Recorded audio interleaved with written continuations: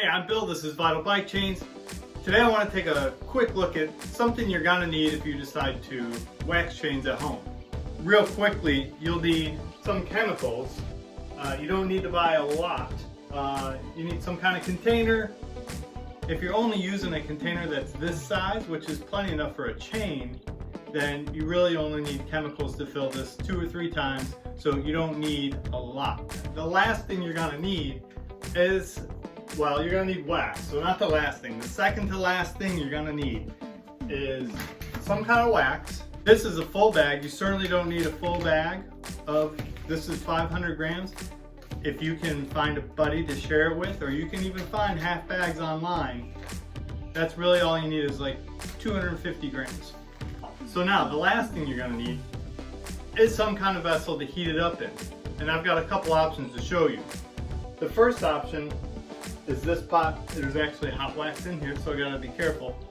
What I like about this pot is it has a digital readout.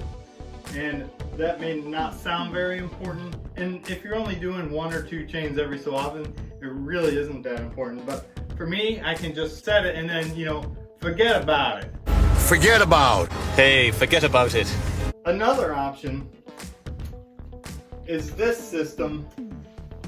You can find this on Amazon and you'll see a lot that look very similar, and they probably are the same thing, just a little bit different graphics.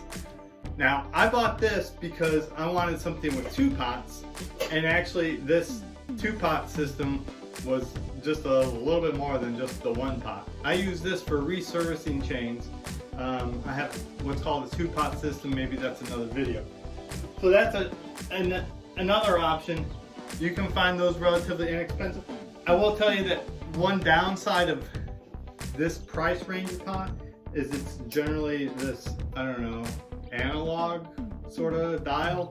And after a while you get familiar where the little line should be on this scale, but it always is a little bit temperamental, but you get pretty close and then you check the temperature, you're probably going to be close enough. Just be careful, these go really hot. You don't want to go that hot. Now, here's the third option. Down with all your dishes. No, don't grab your dishes. This is a 1-quart pot. You can find these at Target, Walmart, etc. for like $10. And then you can use your stovetop at a very low setting. You may have to kind of turn your stove on and off to kind of modulate the temperature so that you don't overdo it. Now going back to these 2 pots, and yes, I am kneeling on the floor.